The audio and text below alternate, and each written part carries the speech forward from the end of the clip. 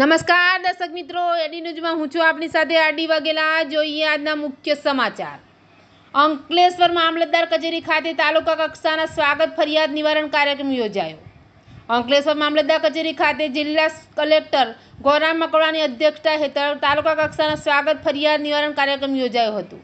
આ કાર્યક્રમમાં અરજદારોના કુલ 7માં 9 જેટલા પ્રશ્નો રજૂ કરવામાં આવ્યા હતા, જે તમામ પ્રશ્નોનો સ્થળ પર જ નિકાલ કરવામાં આવ્યો હતો।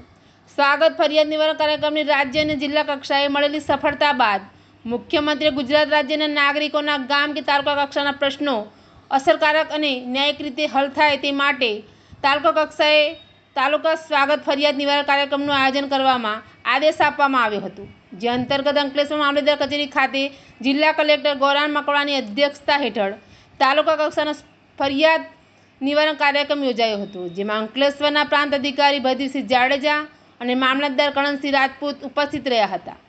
સ્વાગત ફરિયાદ નિવારણ કાર્યક્રમમાં અરજદારોના 7 જેટલા પ્રશ્નો રજૂ કરવામાં આવ્યા હતા, તે તમામ પ્રશ્નોનો હકારાત્મક નિકાલ કરાયો હતો।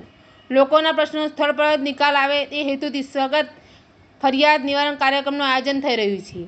આ કાર્યક્રમમાં વિવિધ વિભાગોના અધિકારીઓ કર્મચારીઓ ઉપસ્થિત રહ્યા હતા। એડી ન્યૂઝ સાથે રિપોર્ટર જયેશ પ્રજાપતિ, અંકલેશ્વર।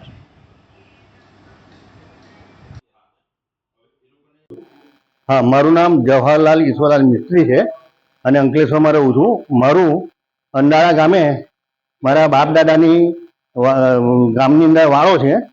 એ વાળામાં વારસાઈ કરવા માટે હું છેલ્લા 5 વર્ષથી તલાટીને, અંડાળા તલાટીશ્રીને, મામલતદાર અંકલેશ્વરને બધી જગ્યાએ અરજી આપી રજૂઆત કરેલી।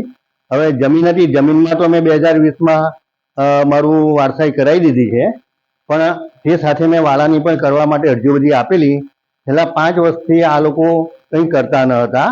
મેં જે જિલ્લા તાલુકા સ્વાગત કાર્યક્રમ રાખેલો હતો ઓનલાઈન, એમાં મેં 1 થી 10 તારીખમાં આપણે ઓનલાઈન કરવો પડે, તો મેં ઓનલાઈન અરજી કરેલી। તો આજે મને 26/8ના રોજ બોલાવેલો કલેક્ટર સાહેબ અને મામલતદાર સાહેબે।